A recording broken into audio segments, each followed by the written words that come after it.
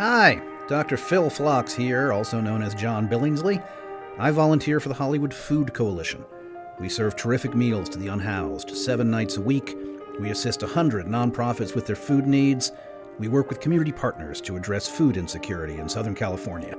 If you're in LA, come and volunteer with us at hofoco.org/volunteer, and any Federation credits you can spare go a long way.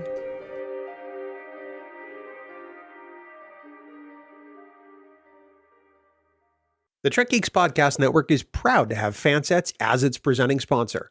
Fansets is the place for amazing pin collectibles, with over 400 officially licensed Star Trek pins and new releases every month. Stay tuned for a special discount code good on your next order at fansets.com, just for Discovering Trek listeners. Fansets. Our pins have character. An unimaginable loss, a dangerous mission, and an unexpected turn of events. Season 4 of Star Trek Discovery continues to give us details on a new threat that has put the entire galaxy at risk and seems to be contradicting all known science. Last week, Book suffered a loss unlike one we've ever seen, and the Anomaly could destroy everything in its path. Let's fly, people. My name is Dan Davidson, and we are Discovering Trek Discovery.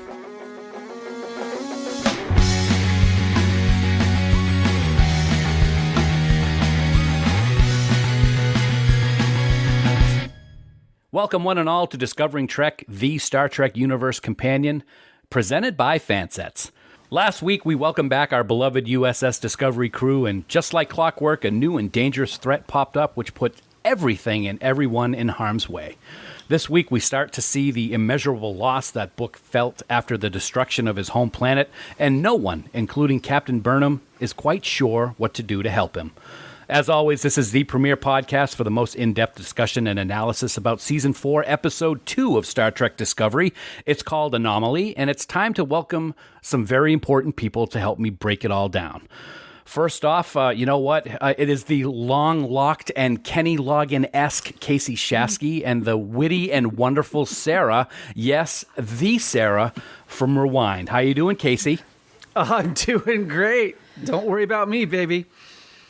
Very nice. I see what you did there. And Sara, it's always good to have you here. You keep us, you're the glue in this podcast. We've said it before. Without you, who knows what would happen? I'm shocked because that's, oh man, pressure.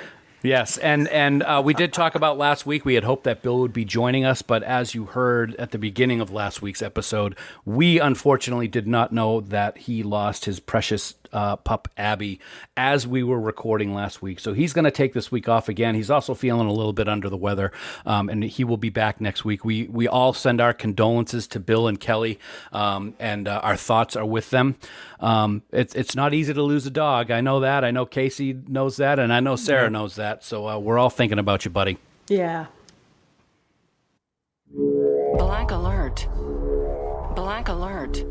From here on in, folks, this episode of Discovering Trek contains spoilers. So if you haven't watched Episode 2 of Star Trek Discovery Season 4, stop listening right now, head on over to Paramount Plus or wherever you watch Discovery across the globe. Watch the latest episode, then head back on over to Discovering Trek. Failure to do that puts you at risk to find out plot developments and character details for Anomaly.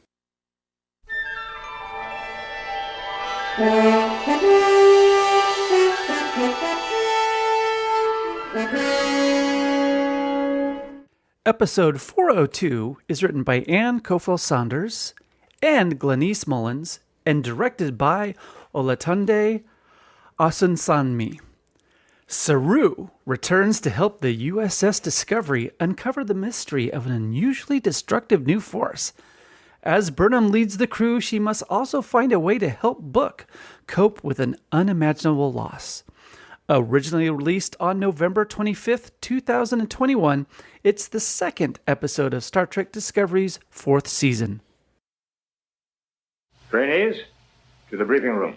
Well, guys, as we gather in the briefing room to start our discussion on this week's episode, let's get your high-level thoughts like we do each and every week. Thumbs up, thumbs down, and why. And Kasey, let's start with you, my friend. I gave it one big thumbs up, which turned into two big thumbs up. Loved this episode. Okay. That was quick and easy. I gave it a thumbs up also. Book is hurting, and there are just so many things not known about what's happening with this new threat. The tension's real, and everyone involved in this week's episode really did a good job of showing that tension and, dare I say, fear from the crew of the Discovery. So yeah, I thought it was a great episode. And Sarah, what did you think? I gave this one thumbs up, 7 up. This was great. There was so much, right? Do you remember that game? I loved it. There was so much going on in this episode, and there's so few shows that can make it actually work. You know, like places, I've seen so many shows try to get every character action happening, and they get lost and they forget, and you come back from a commercial and you're like, remember there was that other story? Not Discovery. They had so much going on, and it was so smooth. It was great. They're fantastic, the writers, and how they're able to keep everything flowing with so many people involved. Oh, yeah. In the show. So yeah, I agree. So 3 thumbs up. I do know that Bill gave it a thumbs up. I don't have a lot of his comments other than that he said there was a lot going on, and a lot of people have to learn how to rely on others. And he's here for that. So I think that's a great way to describe it as well. Let's get right into the roundtable discussion, guys, because this was a big episode. It's only season 2, and we got a lot going on. So Sarah, why don't you tell us about the things that you really liked about this episode? A couple talking points. Absolutely. One of the things that really stood out for me was Culber in this episode. I found his interaction with Tilly was so good. And her having that moment to come to him and say, like, you know what, I want to talk. And then her awkward way of kind of making a joke about it after, it was so real. And you don't see that in a lot of shows, I find, at least. And the way that he interacted with her was so raw and so honest. And I wish that had happened for Troy as the ship's counselor in TNG.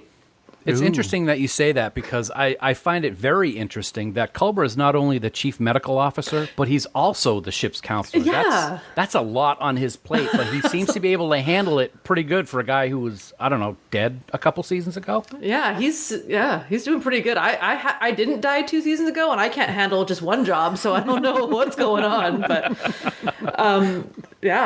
outside of that, the other thing that I just loved in general was the positivity behind the recognition they were giving each other in this episode.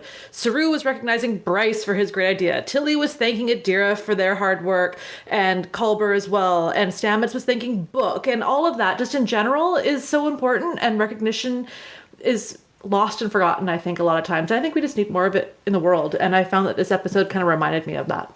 Isn't that interesting that that's something that we've talked about a lot on Discovery, and all of the seasons we've talked about is this sense of family and the sense of being there for each other. And I think that recognition is very important. I think one of the strongest moments we saw up until this point, because this was great, all the things you said were amazing, is remember when Pike was on the bridge and he went, the first time we really ever met any of the bridge crew, he specifically called each one by name to thank them for what they were doing, everything. And that's what Discovery does such a good job at, is recognizing the contributions that these characters are making. So yeah, I think that was a great discussion point, Sarah. Well done. Oh, thank Kasey, you. What did you get for this week, bud? Well, dovetail. Beat that, Kasey. Oh God, I can't.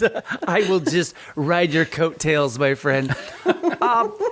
Really, when you're thinking about this, the bridge is the ensemble, and finding out more about what people can do, the special talents that they have, because at times we still don't know a ton about each of the bridge crew. So getting these little character nuggets is just wonderful to be able to dive into, dissect, think about a little bit more and more.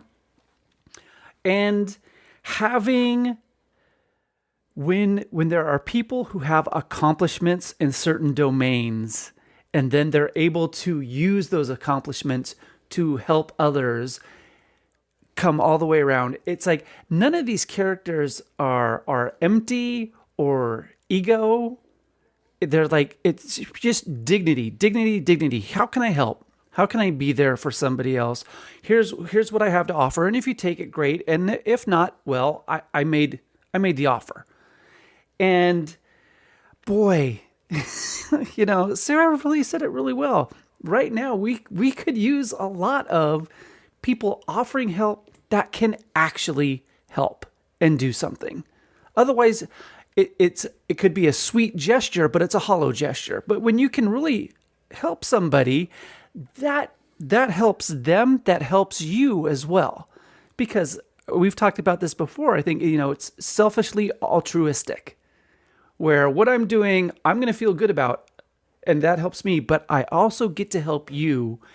And boy, if that was more of a common practice in life, that would be pretty darn cool, I think.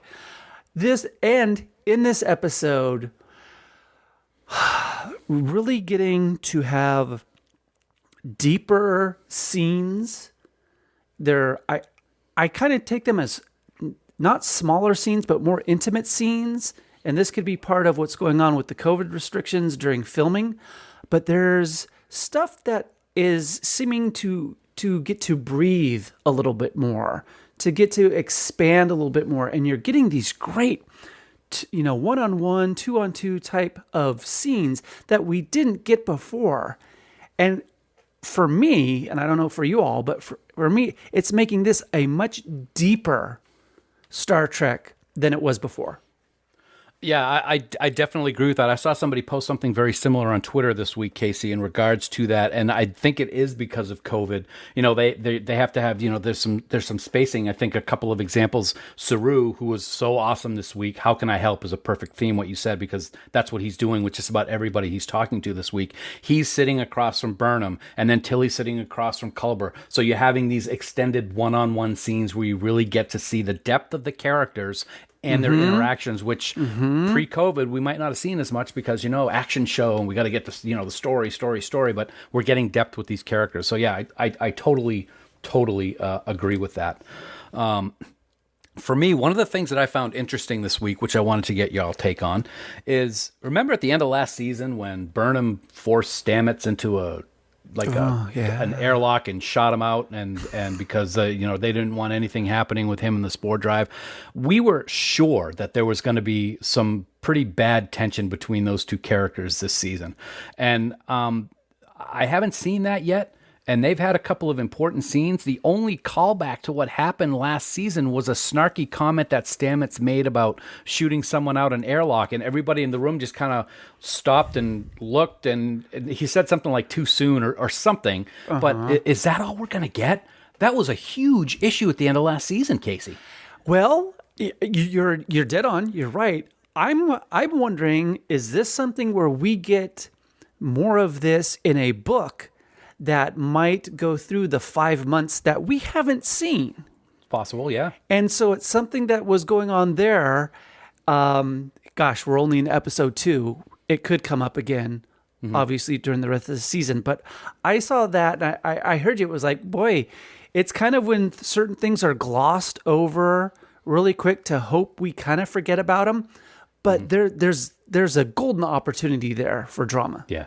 Now, don't get me wrong. I love that scene. I actually thought it was kind of funny the way that he said that, and everybody just gave him that look. But I was like, oh wow, I hope that's not all that we have based on what happened last year, because that was a huge moment at the end of season 3. Yeah. Speaking of Stamets, the other thing that I thought was really interesting this week was that he was a hologram on this mission with Book, and while that was interesting, I also found it to be a little disappointing at the same time, because has technology gotten so good in the 32nd century that we can have people be holograms on away missions? Why go on an away mission? Why put anybody in danger if this is something that can possibly happen? Now, I know there's technology and he's in the ship, and can they go out of the ship, but then mobile emitters with the dock in Voyager. It opens up a whole bunch of questions as if they can do this, why can't they always do this, which I would hope they wouldn't do, because that would just take the adventure right out of everything. Sarah, you're nodding your head vigorously, which I like. You agree with that? Well, I do, and it's funny because the moment that you spoke on that, it made me think of Guardians of the Galaxy 2 and those gold people and their little pods playing video games, but they were the ships that were out there trying to compete and battle. And that was the first time I'd kind of seen anything like that personally. I'm sure it's been in multiple science fiction shows, but I wouldn't want to see that in the world of Star Trek, I don't think. I do like the more personal, we're out there, we're doing it, and we're taking chances. Now, I totally get the reasoning behind it. I thought it was a great way for Stamets and Book to have this discussion that has been needed since the end of season 3, because now Stamets isn't the only person that can work the spore drive, and that was something that I think bothered him. And we saw a little bit of old Stamets, the way that he was a little aggravated about that. I thought it was important that they have that discussion. I just thought it was kind of an interesting / not interesting way to do it, if that makes any sense at all, which it's me talking, so it probably makes no sense. But yeah, that's what I was thinking about. No, makes tons of sense to me, because one, if they had both gone on that ship together, we would all be complaining to the writers of how could you possibly put both of them, only two people who can run the sport drive together, right, in a massively dangerous situation. So that was like, okay, they're like, how are we going to have them together without being together and not be ripped to shreds on this later on? But you bring up a really good point there, Dan, of like, why aren't all the away missions holograms now? Yeah. It's back on Voyager. That's weird. Back on Voyager, we saw the not just hologram of regular humans that or crew members, but at the end of one of the Voyager episodes with the Doc, there was a whole planet of holograms that were in a mining colony somewhere. Right? So why isn't there? I mean, it's the whole thing. Like, you could go back to Picard when they had the synths, all the synths going on the away missions, or all the holograms going on the away missions. It just opens up a bunch of questions. So I like what they did. I like how they had that interaction, but at the same time, I hope they don't rely on that too much, or even again, I will even say to that extent. So, and the other thing that I wanted to say, guys, is I really thought it was interesting. Let me ask you a question. Remember back in TOS, which is in the future of the original time of Discovery, we all know, and the flagship is the Enterprise, and Captain Kirk is swaggering around, and then he goes into his quarters, and he's got this little teeny tiny closet of a quarters. He's got one little room with a table that's kind of cramped, and he's got one little room with his bed that's only a twin, whatever. But now on the Discovery, Captain Burnham, we get to see Captain Burnham's quarters, and it's like the Ritz Hotel. It's gigantic. It's got hollow emitters in it. They've got all this grand space. I was like, they got a sitting area with a fireplace or something going on back there. Things have changed once they got to the 32nd century. Oh, yeah. The budget got cut because they overspent on those quarters, apparently. So someone did some auditing, and then it fell through with the Enterprise. Don't get me wrong. The designers of these sets continue to outdo themselves. Gorgeous. I mean, I remember the first time I saw the Captain's Ready Room in Discovery, I'm like, this thing is freaking huge. And it got bigger in like season 2, I think. And now the Captain's quarters is just immense. And I thought that was just kind of funny. I just thought I'd throw that out there. Well, you look at it, all of the quarters are bigger. Like going, yeah, well, that's true. Either they had bigger, studio space, more money. What's going on? Because Kirk, you looked at Kirk's quarters. You went, this is like lower level on the cruise from Tijuana to Cancun, and you're like, where's your window? You don't even have a window. That's right. The captain did not have a window. That's correct. And I mean, Burnham's quarters even put like Picard's and Janeway's to shame. In looking at the scope and of course the technology, they're in the 32nd century. I understand all that, but I just thought it was kind of cool and kind of funny at the same time. So I thought I'd bring it up. It's fun. The Trek Geeks Podcast Network is proud to have Fansets as its presenting sponsor. Their love of Trek can be seen in every single Star Trek pin they produce, and with over 400 pins to select from, and new pins being added every single month, you are sure to find whatever you're looking for to add to your collection. Whether it's one of the amazing deltas from your favorite Trek series, a beloved character, or maybe even a special edition collector set, you know that Fansets pins are made with the finest quality and come with the best customer service in the industry. So head on over to fansets.com today, check out all of their amazing pins from all the different genres they represent. Start by adding a bunch of pins, accessories, or even gift cards to your shopping cart, and at checkout, enter discount code word Discovering Trek for an amazing 10% off your entire order. That's Discovering Trek in all capital letters with no spaces for 10% off your fansets.com purchase. And don't forget, if you're in the United States and spend more than $30, you're also going to get free shipping. Fansets. Our pins have character. And we thank our friends at Fansets for being the presenting sponsor of the Trek Geeks Podcast Network. Of all the souls I have encountered in my travels, his was the most human.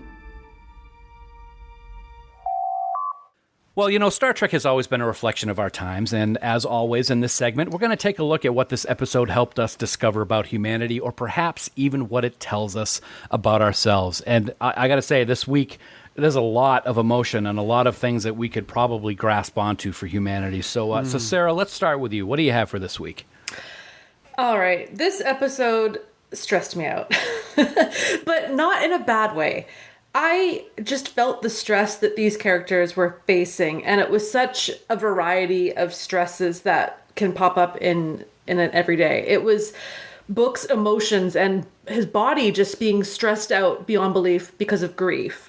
Or it was Tilly stressing out trying to perform while still feeling out of place and kind of lost.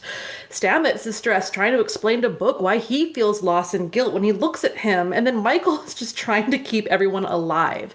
The fight or flight within us is so powerful and can last so much longer than the moment it's triggered. And this episode, I felt, touched on that in a lot of ways. I love that we're seeing how not everyone is okay all the time. These characters are raw and they're real, and it stresses me out, and I love it. And I wouldn't want it any other way. Stressed out and loving it. That's always a good thing. Yeah, absolutely. I agree 100%. You know, for me, I know what it's like as people who have listened to Trek Geeks. I know what it's like to feel completely alone. That feeling that no one will understand what I'm going through, and it's absolutely pointless to ask anyone for help. That's how you feel.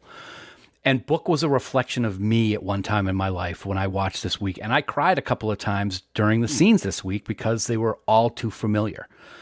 I make a concerted effort to tell people these days that someone is always willing to listen and help, even if it's a complete stranger, and that it's never as hopeless as one might think. But I know that feeling that Book had, that no one could help and no one could possibly understand him, even when so many people were saying that they were there for him.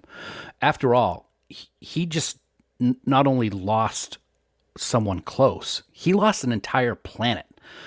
So I was really glad that Stamets appeared to get through to him as a hollow crew member. We all need that one person at some point in our life. So thanks, Hollow Stamets, for being that person for Book. Casey? You know, and this, you're going to have to bleep me here, Dan. Life is hard, okay? It just flat out is. And pain, suffering, loss, anxiety is something that we all go through. You know, we can go through them alone, or we can go through them with support.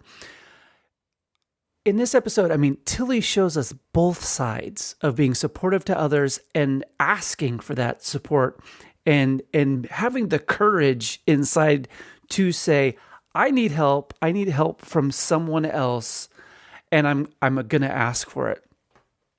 We can all be help in some way to others. We don't exactly know which way it would be, but we can be.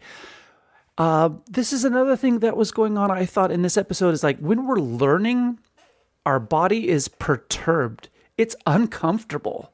I mean, think about when you're trying to learn something new and how it's just, you know, your shoulders are up high, you're tense, everything. It's an odd sensation, but that means we are learning something new. So learning how to request help from others, offer help from others and to others seems to me to be a very noble endeavor. And in this episode, I see that noble endeavor happening again and again. Commendations, palm leaf of Axonar Peace Mission, Grand Kite Order of Tactics, Class of Excellence, Prenteris Ribbon of Commendation. All right, Sara and Kasey, it's the best part of the episode. It's when we give away awards that really don't even exist. That's always fun. Starfleet commendations. Let's see who you picked this week or what you picked to receive these commendations. And Kasey, let's start with you, my friend.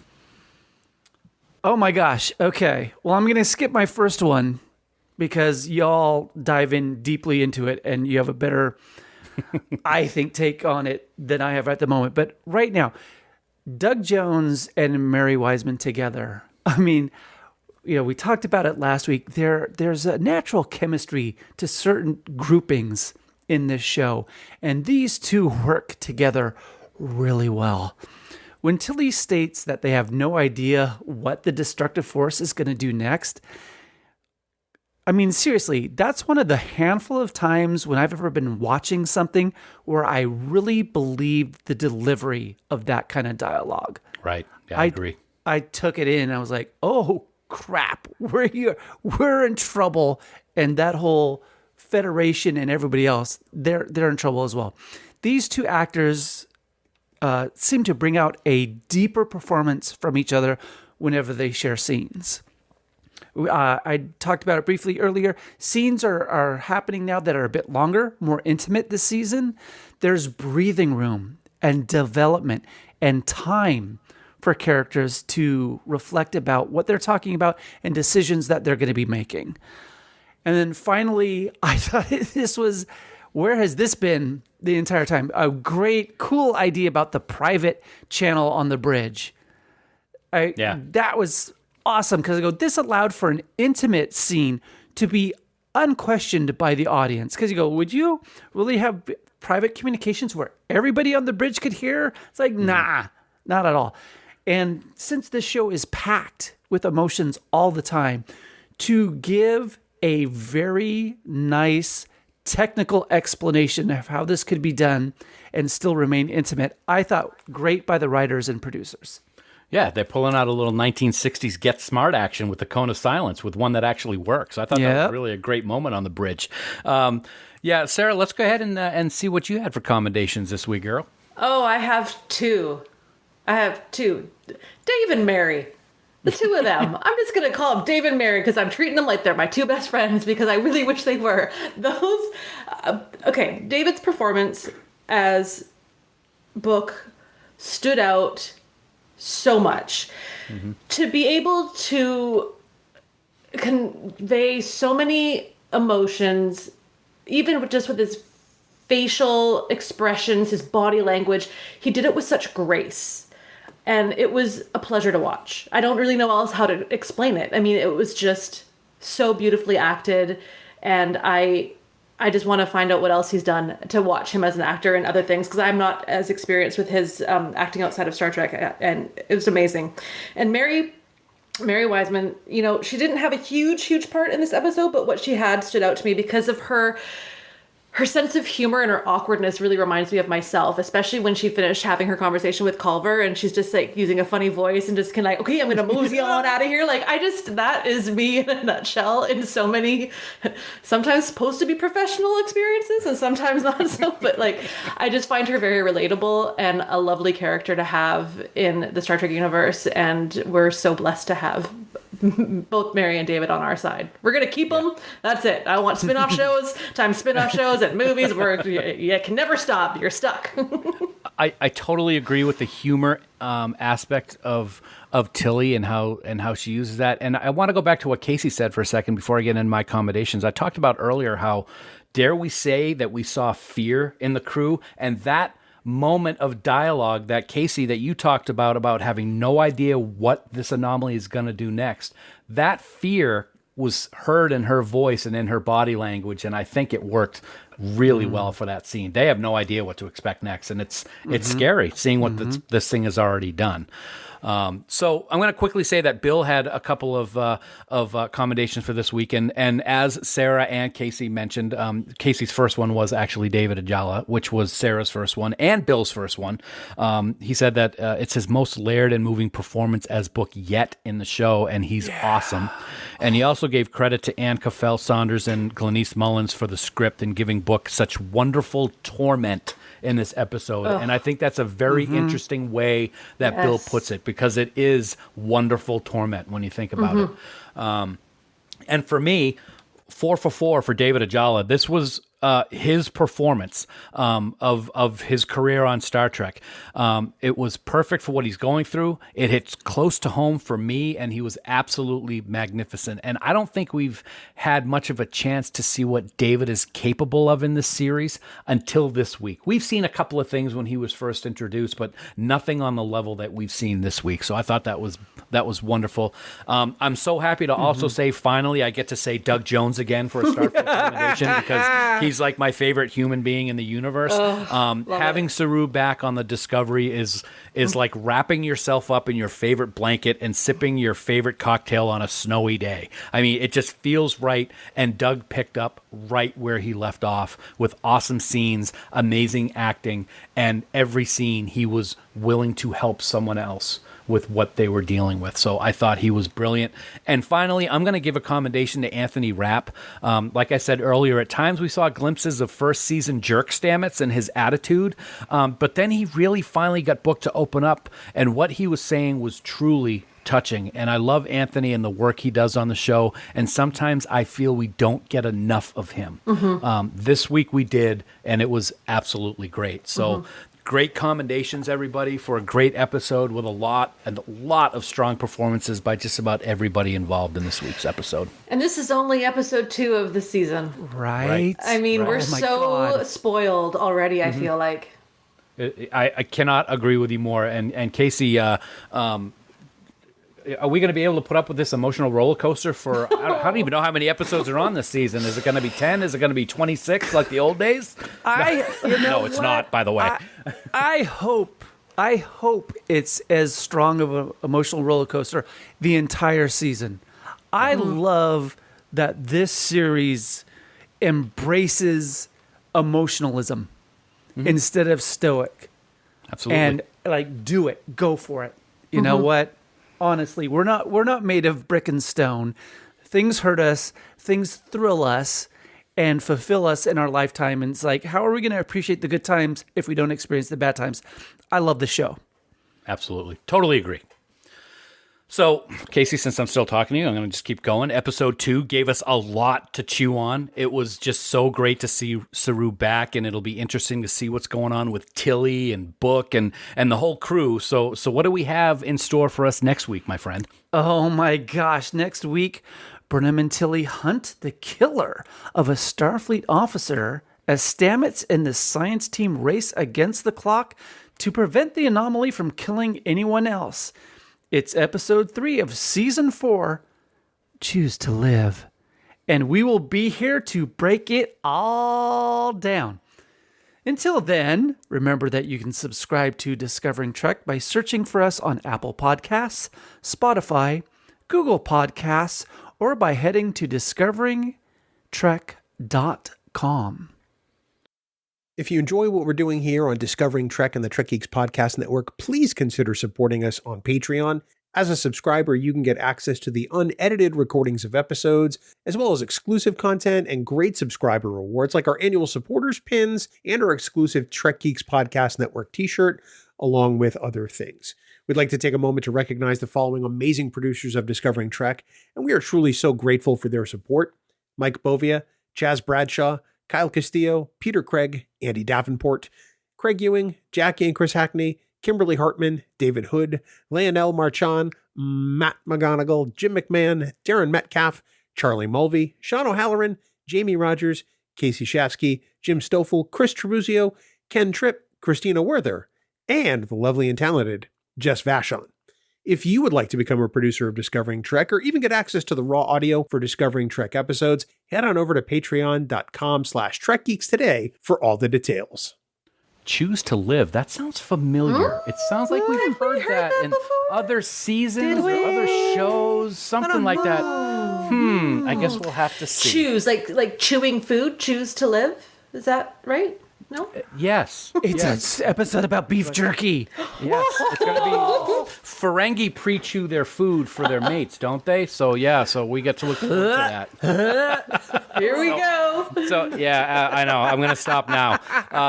As always, though, guys, I got to give you both a very special thanks. Kasey and Sara are phenomenal. It's a great discussion, as always.